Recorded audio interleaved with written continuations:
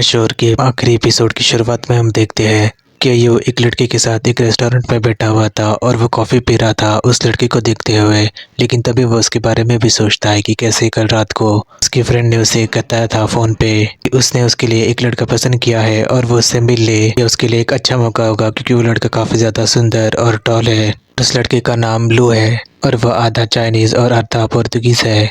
आगे वो उसकी दोस्त से यही बता रही थी कि इसे जान पहचान कर लो, तुम्हें वो पसंद आ सकता है। इसी के बारे में सोचते हुए यू कॉफ़ी पी रहा था उस लड़के के साथ और वो उसकी तरफ ही देख रहा था। लेकिन तभी हम उस लड़के को देखते हैं जो बिल्कुल फ़ान की तरह ही दिख रहा था। लेकिन तभी लू मेन्यू कार्ड को नीचे रखते हुए यू से कहता है, क्या तुम कुछ और लेना पसंद करोगे? लेकिन यू से कहता है कि नहीं धन्यवाद। आगे वो लड़का वेटर को एक ऑर्डर दे देता है। लेकिन तभी वो लड़का यू को देख कर कहता है कि मैं तुम्हारे ज़्यादा पर्सनल होना नहीं चाहता तुम्हारे साथ, लेकिन मैं तुम्हें ये बात पूछना चाहता हूँ कि तुमने किसी के साथ पहले किया है? मेरा मतलब है कि, और वे उसकी बात को रुकते हुए ऐसे कहता है कि तुम्हें उससे कोई प्रॉब्लम है क्या? मैं फिट नहीं बैठता तुम्हारी लिस्ट में। लेकिन वो लड़का लू से कहता है कि नहीं नहीं, तुम मुझे गलत समझ रहे हो, मैं बहुत ही ज़्यादा वाइज हूँ और मुझे इन बातों से कोई भी फ़र्क नहीं पड़ता। अगर तुम्हें कोई प्रॉब्लम नहीं है तो मुझे भी नहीं है। और उसकी बात को सुनने के बाद यू को भी अच्छा लगता है और वो सर हिला देता है स्माइल करके। लेकिन तभी वो बाहर भी दिखने लगता है। लेकिन तभी आगे हम देखते हैं कि यू अपने घर से बाहर आ जाता है जहाँ पर वो लड़का उसका इंतजार कर रहा था।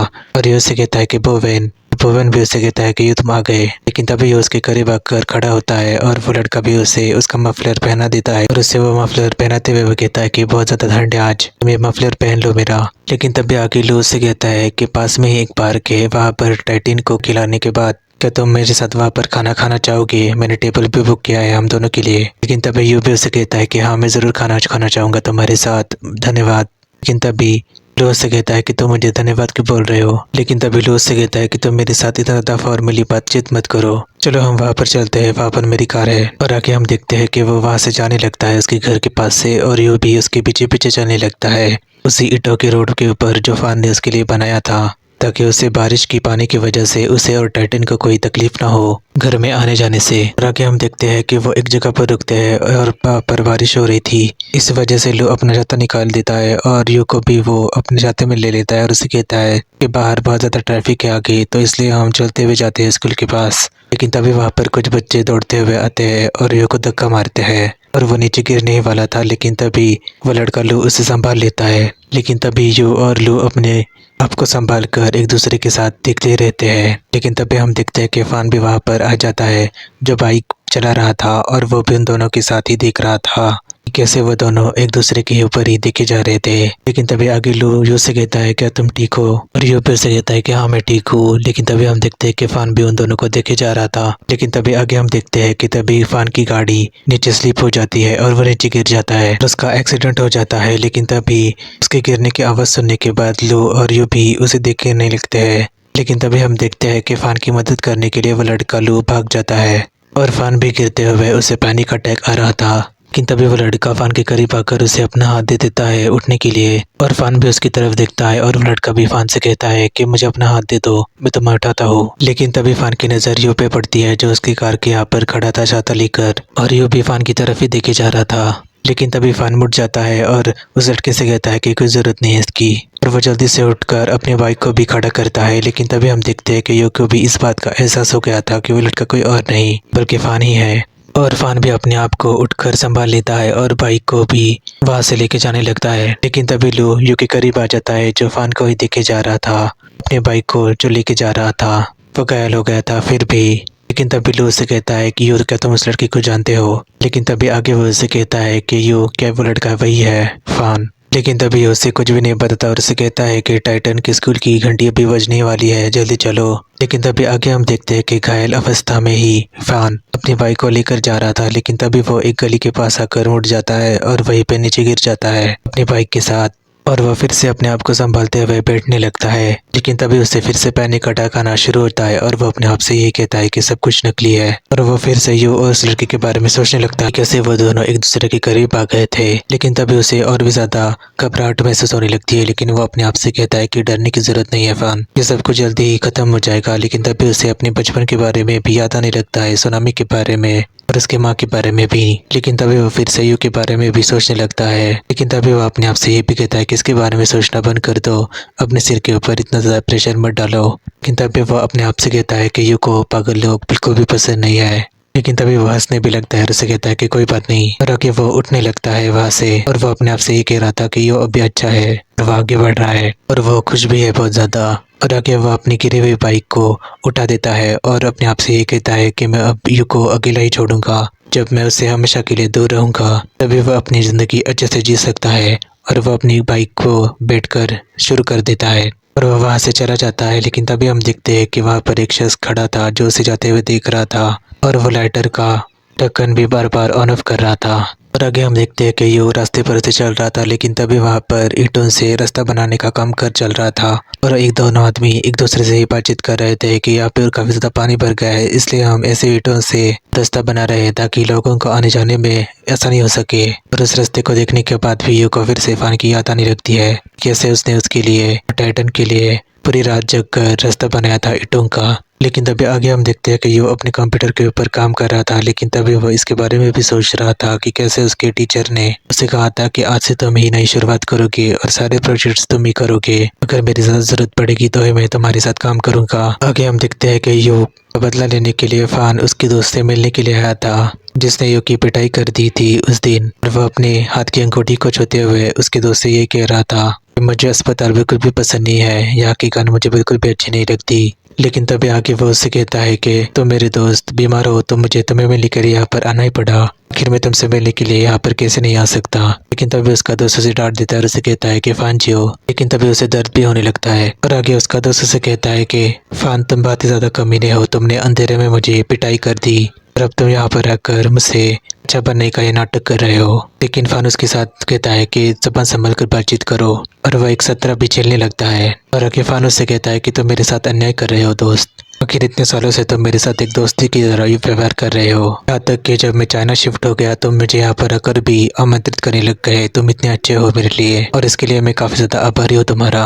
और आगे वो उसका छिला हुआ संतरा उसे देते हुए कहता है कि आखिर मैं तुम्हें दुख कैसे दे सकता हूँ। लेकिन तभी उसका दोस्त उसका ऑफर किया हुआ संतरा नीचे फेंक देता है जोर से उसके हाथ से। और आगे वो फान से कहता है कि मैं उस आदमी के पीछे गया था इसके लिए तुमने मेरी पिटाई कर दी, तुम दोनों बिल्कुल ही एक दूसरे के लिए समर्पित हो, बिल्कुल एक कपल की तरह। और फान भी उसकी तरफ देखकर हंस रहा था। लेकिन तभी वो उठ जाता है और उसे नीचे फेंके हुए संतरे को उठाने लगता है। लेकिन तभी उसका दोस्त उसे कहता है कि ठीक है मैं नहीं खाता हूँ, लेकिन इन्हें खाने से क्या होगा, तुम मुझे फिर से पीट दोगे, तुमने मुझ पर अपना गुस्सा निकाल दिया है तो अब तुम्हें और क्या चाहिए मुझसे। फान भी उसकी तरफ आकर हुए उसे कहता है कि कुछ नहीं, बस मैं तुम्हें एक चेतावनी देना चाहता हूँ। और आगे हम देखते हैं कि फान उसके करीब आकर उस संतरे को उसके मुंह के ऊपर निचोड़ते हुए उसे कहता है कि तुम जब बीमार हो तो ज़्यादा फल खाया करो, देखो ये फल कितना ज़्यादा अच्छा है। और वो उसका रस उसके मुंह पर डालने लगता है और उसका दोस्त भी चिल्लाता रहता है दर्द से।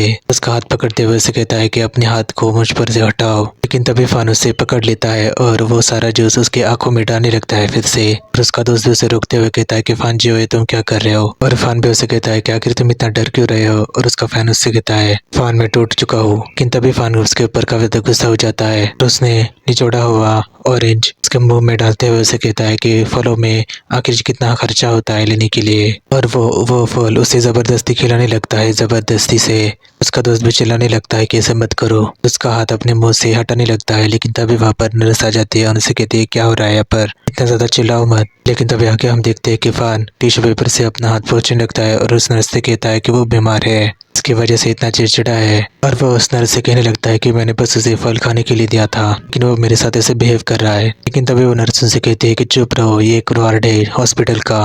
और वहाँ से चली जाती है। लेकिन तभी उसका दोस्त उससे गुस्से में कहता है कि फान जियो आखिर तुम मुझसे चाहते क्या हो। और फान भी अपने हाथ पोंछते हुए उससे कहता है कि तुमने मुझे परेशानी करने के लिए कुछ नहीं किया, बल्कि तुमने मेरे करीबी लोगों को ठेस पहुंचाने की कोशिश की, इसका भुगतान मुझे तुमसे दोबारा करना पड़ेगा 2 गुना ज्यादा। और आगे वो उससे कहता है कि शुलोंग के और तुम्हारे बीच में जो भी है वो भी इसी वक्त खत्म हो जाता है। लेकिन तब आगे वो उसके दोस्त को धमकी देते हुए कहता है कि अगर तुमने उसे अभी जाने नहीं दिया और आगे उसके लिए कुछ भी करने की कोशिश की। और वो उसके दोस्त के करीब आते हुए उसे कहता है कि तुम जानते हो कि मैं क्या करूँगा। और उसका दोस्त भी उसे कहता है कि ठीक है, मैं समझ गया।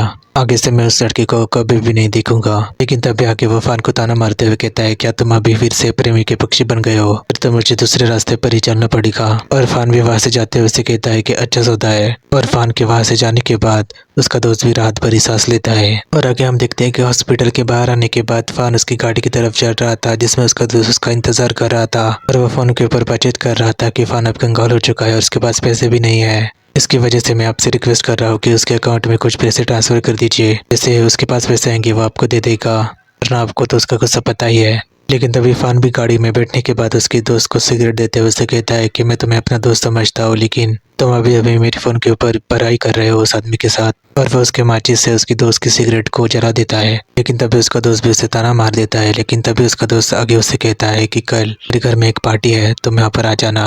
आखिर इतने दिन हो गए हमने एक दूसरे के साथ पार्टी नहीं की है। लेकिन फान उसे मना कर देता है और उसे कहता है कि नहीं, मुझे कल तो शिपमेंट में जाना है डिलीवरी करने के लिए। लेकिन तभी उसका दोस्त ताना मारते हुए कहता है कि भले ही तुम्हारे पास अभी कुछ भी नहीं है, लेकिन तुम्हारे पास तुम्हारी ऐसी पर्सनैलिटी है कि कोई तुम्हारा कुछ भी नहीं बिगाड़ सकता। फिर तुम यहाँ पर क्यों रह रहे हो इसे?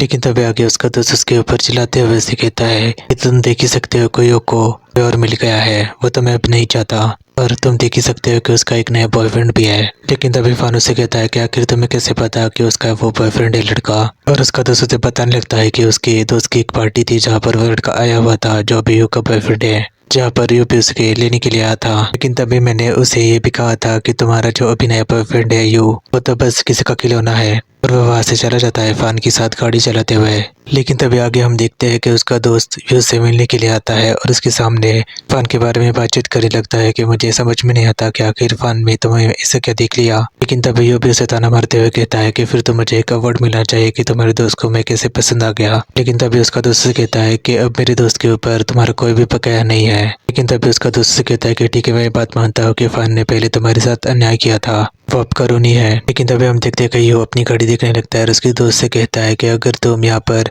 फांजियो की इमेज को मेरे सामने व्हाइट वॉश करने के लिए आए हो, उसके लिए मेरे पास कोई भी समय नहीं है, तुम व्यर्थ में ही अपना टाइम बर्बाद कर रहे हो इस पर। लेकिन तभी उसका दोस्त ताना मारने लगता है कि मैं तुम्हारे पास इतनी ज़्यादा इंपॉर्टेंट बात करने के लिए आया हूँ और तुम यहाँ से जल्दी में जाना चाहते हो। लेकिन तभी वो यू को ताना मारते हुए कहता है कि आखिर तुम यहाँ से इतना जल्दी जाना कहाँ चाहते हो? ओ मैं समझ गया, अपने नए प्रेमी के पास उसकी बाहों में लिपटने के लिए। लेकिन तभी वो देखता है कि यू उठकर पर्दे बंदी करने लगता है। इरफान का दोस्त भी चौंक जाता है और उसे कहता है कि आखिर तुम इतने पर्दे बंद क्यों कर रहे हो? लेकिन तभी ये उसके करीब आते हुए उसे कहता है कि ऑफिस के पर्दे कब बंद किए जाते हैं। लेकिन तभी फान का दोस्त से कहता है क्या तुम मुझे यहाँ पर मारना चाहते हो? लेकिन तभी वो उससे कहता है कि फान और उसका कमीना दोस्त, तुम उन दोनों के ऊपर अपना टाइम बर्बाद करना बंद कर दो, लेकिन तुम हर बार मेरे सामने आते ही रहते हो। लेकिन तभी वो उसका सिगरेट का बक्सा उसे दे देता है और उसे कहता है ऐसे अपने आप को मारो ताकि फानजियो को ये लगे कि तुमने अपने आप को सजा दी है उसके सामने मेरी बुराई करने के लिए। इरफान का दोस्त भी उसे अपने सिर पे मार देता है। लेकिन तभी वो कहता है कि आखिर मेरे साथ ऐसा क्यों हो रहा है? आज तक मेरे ऊपर किसी ने हाथ उठाने की हिम्मत नहीं की थी, लेकिन अभी मुझे ये सब करना पड़ रहा है। लेकिन तभी वो उसके ऊपर बैठते हुए कहता है कि तुम मुझसे अभी क्या बातचीत कर रहे थे, मेरे पास अभी 5 ही मिनट है। लेकिन तभी फान का दोस्त उसे कहता है कि तुम दोनों में से कोई भी बातचीत नहीं करना चाहता और तुम दोनों में दूसरे को कुछ भी कहने के बजाय मुझे पंचिंग बैग बना दिया है तुम दोनों के बीच में। लेकिन तभी वो फान के बारे में उससे बातचीत करने लगता है और इससे आगे कहता है कि मैं जानता हूँ कि तुम मेरे दोस्त फान से नफरत करते हो, लेकिन क्या तुम भूल गए कि उसने तुम्हारे लिए क्या क्या किया है? लेकिन तब उसका दोस्त उसके ऊपर गुस्सा होने लगता है और उसे कहता है कि उसने अपने फैमिली के साथ दगाबाजी की सिर्फ तुम्हारे लिए, अपने दोस्त के साथ भी दुश्मनी मोड़ ली तुम्हारे लिए, यहाँ तक कि तुम्हारे लिए वो 3 महीने जेल में भी रहा। लेकिन तभी उसकी जेल की बात सुनने के बाद युक भी चौंक जाता है और उसके दोस्त से कहता है कि 3 महीने जेल। और उसका दोस्त भी उसे कहता है कि तुमने उसे क्या बताया? क्या उसने तुम्हें ये बताया कि वो 6 महीने जेल में रह कर आया है? लेकिन तभी उसका दोस्त से कहता है कि नहीं, वो सिर्फ 3 ही महीने अंदर था। जब वो बाहर आया उसके परिवार ने उसे ढूंढ लिया और उसके एक्सीडेंट करवा दिया। लेकिन तभी पुलिस ने हस्तक्षेप कर दिया और उसकी रक्षा की और 3 महीने बाद अंदरूनी गलत से हमारे बिग बॉस की मौत हो गई, जिसकी वजह से फान अभी फ्री हुआ है। लेकिन इन सब के बाद भी उसकी हिम्मत नहीं हुई तुम्हारे पीछे तुम्हारे ढूंढते हुए आने में, क्योंकि उसे डर लग रहा था कि वो फिर से तुमसे ऑब्सेस उठ जाएगा। लेकिन तभी उसका दोस्त वहां से जाने लगता है। लेकिन तभी वो भी उससे कहता है कि वो फान ही था जिसने टियाटिन की मॉम को तुम्हें फोन करने के लिए कहा था, क्योंकि वो जानता था कि तुम अकेले हो और वो ये भी जानता था कि तुम्हें वो बच्चा भी पसंद आएगा। लेकिन मुझे भी नहीं लगा था कि तुम वास्तव में उस बच्चे को अपना लोगे। और आगे वो भी उससे कहता है कि उसने ऐसा इसलिए किया क्योंकि तुम दोनों ने उस बच्चे को एक साथ बचाया था और फान की दोस्त की बातें सुनने के बाद वो भी इमोशनल होने लगता है। लेकिन तभी वो अपनी सिगरेट बुझाते हुए उसके दोस्त से कहता है कि तुम क्या मेरे साथ और कुछ बातचीत करना चाहते हो। लेकिन तभी वो को देखते हुए उसका फैन का दोस्त भी चिढ़ जाता है और उसे कहता है कि तुम बिल्कुल वैसे ही हो जिसे फैन बातचीत करता रहता है उस भगवान के बारे में। और वहाँ से चला जाता है और वे को भी फान के बारे में फिर से स्ट्रेस फील होता है और वह फिर से स्मोकिंग करने लगता है। लेकिन तभी आगे हम देखते हैं कि फान एक मेडिकल शॉप में दवाई ले रहा था। लेकिन तभी वो उसके दोस्त के साथ बातचीत कर रहा था और उसे कह रहा था कि मुझे ठीक से बताओ, मुझे पूरी सच्चाई जाननी है कि कैसे उन्होंने तुम्हें पीटा।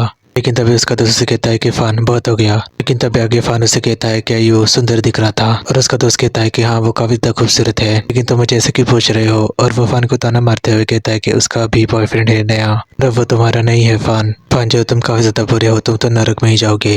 लेकिन तभी उसका दोस्त उसे कहता है कि आज रात की पार्टी है, वहाँ पर आ जाओ। लेकिन फान उसे कहता है कि नहीं आ सकता मैं। लेकिन तभी उसके दोस्त से कहता है कि कल आना, मैं एक अच्छी चीज कर रहा हूँ कल। तो उसका दोस्त भी जानकर शौक हो जाता है कि उसने वहाँ पर कहाँ पर बुलाया था उसे। और आगे हम देखते हैं कि यू टियाटिन को लेकर उसकी माँ की कब्र पर आ जाता है। लेकिन तभी वह देखकर चौंक जाता है कि उसकी माँ की कब्र पर एक गुलदस्ता रखा हुआ था और टियाटिन भी ये बात नोटिस करता है और ये उसे कहता है कि यहाँ पर भी किसी ने सूर्य फूलों का गुलदस्ता रखा हुआ है, बिल्कुल हमारी तरह। और आगे हम देखते हैं कि यू को याद आता है कि कैसे वो फान के साथ जब फूलों की खरीदारी कर रहा था तभी फान ने उससे कहा था कि तुम्हें क्यों लगता है कि तुम्हारी माँ को सूर्य फूल पसंद थे। लेकिन तभी वो उसे बताने लगता है। लेकिन तभी फान उसे रोक देता है और आगे वो उससे कहता है कि मुझे लगता है कि वो काफी ज्यादा रोशनी देते हैं हमेशा सूर्य की तरह। लेकिन तभी वो उससे कहता है कि इसलिए नहीं बल्कि वो बीज बनाते हैं, मेरी माँ को सूर्य फूल के बीज काफी ज्यादा पसंद है। और फान भी उसे ताना मारते हुए कहता है कि फिर तुमने वो बीज क्यों नहीं खरीदे। और इसके बारे में सोचते हुए वो काफी ज्यादा इमोशनल हो जाता है और उसके लाया हुआ फूलों का गुलदस्ता वो अपनी माँ की कब्र पर रख देता है। और आगे हम देखते हैं कि यू टियाटिन का इंट्रोडक्शन करता है उसकी माँ से। और आगे हम देखते हैं कि यू को उसके प्रोफेसर का फोन आ जाता है और वो उसे नए साल की बधाई देते हैं। लेकिन तभी उसके प्रोफेसर उसे कहते हैं कि मैं तुमसे कुछ बातचीत करना चाहता हूँ, लेकिन मुझे समझ में नहीं आ रहा था कि कैसे करूँ। लेकिन तभी उसके प्रोफेसर को ताना मारते हुए वो उसे कहता है कि आप मुझे ओवर टाइम काम करवाना चाहते हैं, लेकिन मैं 2 गुना चार्ज दूंगा। लेकिन उसके प्रोफेसर भी उससे कहते हैं कि मैं तुम्हें 3 गुना दूंगा। लेकिन तभी वो उसके प्रोफेसर से कहता है कि मैं आपका सम्मान करता हूँ प्रोफेसर। और आगे उसके प्रोफेसर उसे बताने लगते हैं कि वो उसके पद से हटाना चाहते हैं छुट्टियों के बाद और वो चाहते हैं कि उनकी जगह वो ले। लेकिन वो मना कर देता है और उनसे कहता है कि मेरी क्षमता इतनी नहीं है कि मैं आपकी जगह ले लूँ। लेकिन उसके प्रोफेसर उससे समझाने लगते हैं और उसे कहते हैं कि तुम ही हो जिसे हमारे कॉलेज की इतनी ज़्यादा परवाह है। लेकिन तभी आगे उसके प्रोफेसर उसे बताने लगते हैं कि तुम्हें पता है क्या, फान तुम्हारे साथ कॉन्ट्रैक्ट लेकर आया था कि अगर वो रिसर्च का काम अगर तुम 20 दिन में नहीं करते हो तो वो हमारी कंपनी पर केस करने वाला था। लेकिन वो इसलिए उसने किया था क्योंकि वो तुम्हारी फिक्र कर रहा था, तुम काफ़ी ज़्यादा डिप्रेशन में चले गए थे उस टाइम पर और वो चाहता था कि तुम फिर से पहले की तरह हो जाओ और अपना पूरा समय काम में ही बिताओ, उसकी तरफदारी नहीं कर रहा हो। लेकिन उसने सच में तुम्हारी देखभाल की थी। और आगे उसके प्रोफेसर फान के बारे में उसके सामने और भी ज़्यादा तारीफ करने लगते हैं और फान की बातें सुनने के बाद वो भी फिर से इमोशनल हो जाता है। और आगे हम देखते हैं कि वो अपने दोस्तों के साथ ड्रिंक्स कर रहा था। लेकिन तभी उसका दोस्त उसे कहता है कि मुझे अब लड़कियों से मन भर गया है। वह के साथ फ्लर्टिंग करने लगता है, लेकिन फिर उसे ऐसा करने से मना कर देता है। लेकिन तभी सबके जाने के बाद उसकी दोस्त उसे ताना मारती है और उससे कहती है कि शायद तुम अब भी अपने एक्स के बारे में ही सोच रहे हो, मेरा इरादा मानो और नए साल में फिर से उसे पटाओ और उसे बुरी तरीके से छोड़ दो। लेकिन तभी वो उसके दोस्त कहता है कि तुम्हारा बॉयफ्रेंड अच्छा है, उसके साथ रिश्ता मत तोड़ो। लेकिन वो उससे कहती है कि वो अच्छा है इसलिए मुझे कोई शैतानी चाहिए। और उसकी दोस्त भी उससे और ज़्यादा बस के बारे में बातचीत करने लगती है और वो भी इमोशनल हो जाता है और वो आगे अपने आप से ये कहता है कि इसलिए मैं भी उसके साथ अब भी प्यार करता हूँ।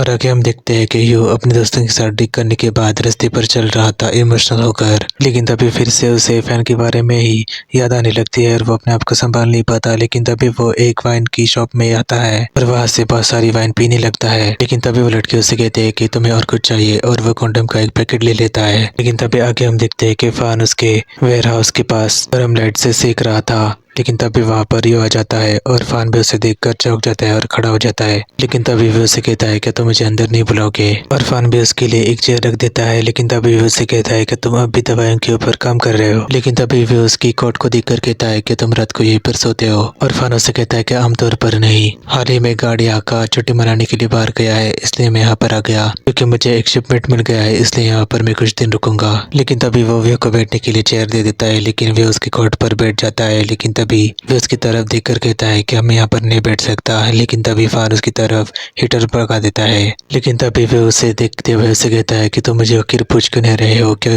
मैं यहाँ पर आज क्यों आया हूँ। लेकिन फान उसे कहता है कि मुझ में हिम्मत नहीं है, लेकिन वो उसे कहता है कि एक अनुमान लगा लो। और आगे फान उसे कहता है कि तुम मुझे अंगारों पर रगड़ने के लिए यहाँ पर आए हो। मैं अनुमान लगा रहा हूँ क्योंकि मुझे अभी भी पता चला है कि मेरे दोस्त ने झूठ बोला। लेकिन तभी वो उसे कहता है कि मुझे प्रोफेसर ने सब कुछ सच सच बता दिया है। और फान भी उसे बताने लगता है कि वो उसे झूठ नहीं पहुंचाना चाहता था, बल्कि उसे डर लग रहा था कि कहीं तुम खुद ही अपने आप को कहीं नुकसान न पहुंचा दो। आगे फान उसे कहता है कि मैं बस वही चाहता था कि तुम जो तुम्हें पसंद हो वही करो। लेकिन तभी मुझे इस बात का एहसास हुआ कि अगर तुम्हें फिर से जिंदगी की शुरुआत करनी है अच्छे से, और तुम पहले की तरह तभी हो सकते हो कि जब मैं तुम्हारी जिंदगी से गायब हो जाऊंगा। लेकिन तभी उसे रोकते हुए वे उससे कहता है कि तुमने मुझे जो ऑफर दिया हुआ है उस पद का और उन सारे शेयर्स का भी मैं वो नहीं ले सकता हूँ। और फैन भी उसे ही कहता है कि मुझे पता था कि तुम यही कहोगे मुझे। लेकिन तभी आगे वो उससे कहता है कि मैं जो पैसा कमाता हूँ वो सब मेरे ही खर्चे में निकल जाता है, लेकिन उन शेयर्स का पैसा तुम टाइटन के लिए यूज कर सकते हो। लेकिन तभी आगे फान उससे कहने लगता है कि आगे मेरे बच्चे नहीं होने वाले, और टाइटन को हम दोनों ने ही एक साथ बचाया था, इसलिए वो मुझे अपना पिता माने या ना माने, लेकिन वो मेरा ही बच्चा है। और उसके बाद सुनने के बाद वो भी इमोशनल हो जाता है और उसे कहता है कि अच्छा फिर तो मैं उन शेयर के लिए मना कर ही नहीं सकता टाइटन के लिए। लेकिन तभी वो बात नोटिस करता है कि फान को भी ठंड लग रही थी और वो उसे कहता है कि वो उसके साथ बेड पर आ जाए। और वो भी उसकी तरफ देखने लगता है इमोशनल होकर, और फान भी उसके करीब आकर बैठ जाता है। लेकिन तभी वो उसे कहता है कि तुमने मेरे नए बॉयफ्रेंड बोवेन के पीछे क्यों नहीं गए, आखिर तुमने उसके साथ क्यों नहीं किया। और फान उससे कहता है कि मैंने उसकी जांच की, वो एक अच्छा लड़का है, मुझसे बेहतर है वो। लेकिन तभी वो उससे कहता है कि अगर वो नहीं होता तो।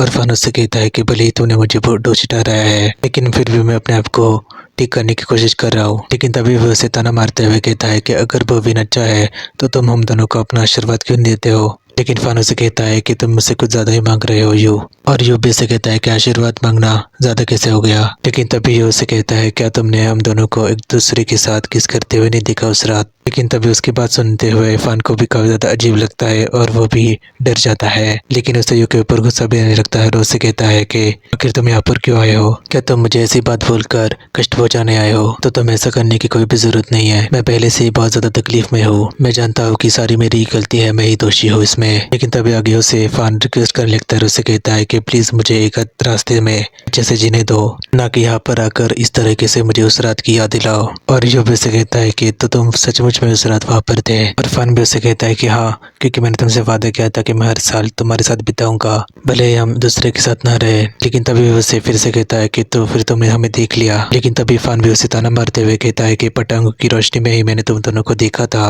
लेकिन तभी फान को उसके ऊपर गुस्सा भी आने लगता है और उससे कहता है कि शुलोंग, मैंने यहाँ तक पहुँचने के लिए काफ़ी ज़्यादा मेहनत की है, मुझे आज़ाद करने के लिए मैं तुम्हें खुश दिखना चाहूँगा। और आगे वो उससे कहता है कि मैं आगे से तुम्हारे साथ कुछ भी नहीं करूँगा, मेरे अंदर की आग अभी बुझ गई है, लेकिन अगर तुम फिर से मेरे अंदर की आग फिर से जलाना चाहते हो इस तरह से मेरे से बातचीत करके। लेकिन तभी वो जोर से यू को अपनी तरफ खींचते हुए उसे कहता है कि मैं तो कसम खाता हूँ कि मैं फिर से तुम्हें पालूंगा।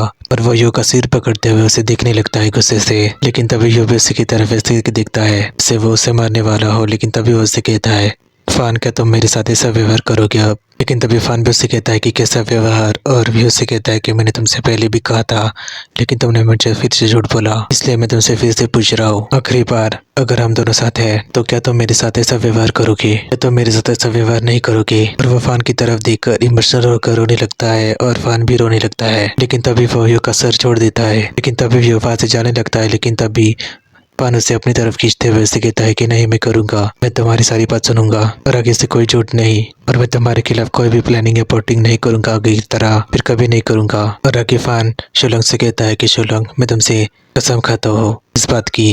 लेकिन तभी फान के यहाँ पर अपना कॉन्डम का पैकेट रखते हुए भी उसे कहता है तुमने मुझे अभी भी नहीं कहा कि तुम मुझे लेकर जाना चाहते हो। लेकिन तभी फान उसे कहता है कि ये लो और तुम्हारे लिए है ना। लेकिन तभी यू फान को अपनी करीब खींचते हुए कहता है कि वो बस एक सामान है। और फान भी उसे कहता है कि तुमने शराब पी हुई है, और वो भी हाँ बोल देता है। लेकिन फान उसे कहता है कि मैं नहीं चाहता कि नशे में तुम कुछ ऐसा करो जिसका तुम्हें पछतावा हो। लेकिन तभी वो उसे फिर से जोर से पकड़ता है और उससे कहता है कि मैं नशे में हूँ। और आगे वो फान से कहता है क्या तुम मुझे अभी चाहते हो, हाँ या नहीं। और फान नहीं बोल देता है और वो भी उससे कहता है कि नहीं। और फान भी उसे रोकते हुए कहता है कि नहीं, मैं तुम्हारे साथ वन नाइट स्टैंड नहीं करना चाहता। लेकिन तभी आगे वो भी से भी कहता है कि मैं अपनी भावनाओं को नहीं बदल सकता तुम्हारे लिए, जब भी तुम्हारा मन होगा तो मेरे पास आओगे। फिर चले भी जाओगे। अगर तुम जानते हो कि तुम्हें जाने देना कितना कठिन था मेरे लिए, मैं तुमसे खुद कह रहा हूँ कि तुम पागल मत बनो अब, क्योंकि इससे ज्यादा दुख तुम्हें ही होगा। कि अभी मैं तुमसे कंट्रोल कर रहा हूँ और मैं तुम्हें दूर से ही देखता हूँ और तुम्हारी रक्षा भी करता हूँ दूर से। लेकिन तभी फान उसका कॉन्डम का पैकेट उसे दिखाते हुए कहता है कि अगर तुम अभी मेरे पास आओगे और मुझे पुरानी यादों के बारे में नशे में। लेकिन तभी वो उठ जाता है और शिलोंग से कहता है कि शिलोंग, तुम अभी नशे में हो और इसकी वजह से तुम पुरानी की बातों के बारे में सोच रहे हो। और तभी उसके ऊपर वो चिल्लाने लगता है और उससे कहता है कि अब तुम मेरे बारे में सोच रहे हो, लेकिन अगर तुम नशे में नहीं होते तो तुम्हें पछतावा होगा इसके बारे में। तुम तब क्या करोगे? तुम्हें मुझसे और भी ज्यादा नफरत होगी तो आगे बढ़ो, या तुम फिर से यहाँ पर शराब पी कर आओगे। और वह उसका कॉन्डम का पैकेट नीचे फेंकते हुए उसे कहता है कि मुझे तुमसे कुछ भी नहीं चाहिए अभी। लेकिन तभी वह उसे फिर से देखने लगता है और उसकी तरफ ताना मारते हुए उससे कहता है, क्या तुम मुझे फिर से नहीं चाहते हो शिलोंग? क्या तुम नहीं चाहते हो फान? तुम सच बोल रहे हो मुझसे? और फान भी जोर से सांसें लेते हुए दूसरी तरफ देखने लगता है और उसे इग्नोर कर देता है और वह भी उठ जाता है और अपना कोट उतार देता है और फान की तरफ बैठकर उसे उसके बेड के ऊपर बिठा देता है। लेकिन तभी वह फान के चेहरे और उसके होठों के ऊपर से अपनी उंगली घुमाते हुए उसे कहता है कि फान, इस साल में तुम काफी ज्यादा ताकतवर हो गए हो। और आगे वह उसके करीब आकर उसे कहता है कि तुम शांत भी हो गए हो अभी पहले के तौर पर। लेकिन तभी आगे हम देखते हैं कि ये उसके शर्ट के बटन निकालने लगता है। लेकिन तभी वह उसे देखते हुए कहता है कि मुझे तो लगता है कि मैं अब तुमसे ज्यादा अट्रैक्टेड नहीं हूँ। और वह फान के ऊपर चढ़ जाता है और उसे करीब आकर वो कहता है कि तुम श्योर हो कि तुम मुझे नहीं चाहते हो अभी भी? फान भी अपने गुस्से से रजाई को निचोड़ने लगता है और उससे कहता है कि शिलोंग, मुझे लगता है कि तुम पागल हो गए हो। लेकिन तभी वो उससे कहता है कि तुम काफी ज्यादा बात कर रहे हो फान। लेकिन तभी वो फान को अपनी तरफ खींचता है और अपने सिर के यहाँ पर रखकर उसे कहता है कि यहाँ पर तुम काटते थे मुझे, तुम्हारी पसंदीदा जगह थी। लेकिन तभी फान भी अपने आप को नहीं रोक पाता और उसे काटने लगता है। लेकिन तभी वो उसे रोक देता है और उसे कहता है कि फान, तुम तो भेड़े हो। लेकिन तभी फान उसे फिर से जोर से काटने लगता है उसके सिर के यहाँ पर। लेकिन तभी आगे हम देखते हैं कि फान उसे जोर से उसके बेड के ऊपर पटक देता है और उसके ऊपर चढ़कर उसे काफी जोर से किस करने लगता है। और आगे वो अपने कपड़े भी उतार देता है और एक को जोर से किस करने लगता है। लेकिन तभी उनके बेड की टूटने की आवाज आती है और ये उसे कहता है कि क्या हुआ, बेड टूट गया क्या तुम्हारा? लेकिन तभी फान उसे रुकते हुए फिर से जोर से किस करने लगता है और वो एक दूसरे के साथ इंटीमेट हो जाते हैं। और वो उसके बारे में सोचते रहते हैं कि कैसे उन दोनों ने एक साथ ही खूबसूरत पल बिताए थे जब वो दोनों एक साथ थे। और एक दूसरे के साथ बिताए हुए इंटीमेट मोमेंट के बारे में सोचते हुए ही वो एक दूसरे के साथ करीब हो रहे थे। और अगली सुबह हम देखते हैं कि यू फान के बेड के ऊपर ही सो रहा था। लेकिन तभी अपर फान एक आदमी से बातचीत कर रहा था और वो आदमी उससे कह रहा था कि भाई, हमने तो यहाँ पर एक समय निर्धारित किया था। लेकिन तभी फान उससे कहता है कि आप अंदर नहीं जा सकते क्योंकि अंदर कोई सो रहा है। अगर तुम चीजों को खींचोगे तो शोर से वो उठ जाएगा। आज तुम ये काम नहीं कर सकते हो। लेकिन तभी वो भी उठ जाता है और उसके साथ काम करने वाला आदमी भी उसे कहता है कि क्या कोई अंदर सो रहा है? क्या फान तुम्हारे लिए वो इतना ज्यादा इम्पोर्टेंट है कि तुम इसकी रक्षा कर रहे हो यहाँ पर खड़ा रहकर? और फान भी उस आदमी से कहता है कि हाँ, वो मेरा बस अध्यात्मा ही समझ लो, वो मेरे साथ ही है। और फान की बातें सुनने के बाद को भी अच्छा लगता है और वो शर्मा देता है। और आगे हम देखते हैं कि यू जाने के लिए तैयार हो रहा था। लेकिन तभी वहाँ पर फान आकर उसे कहता है, क्या तुम यहाँ पर मुझे छोड़कर जा रहे हो?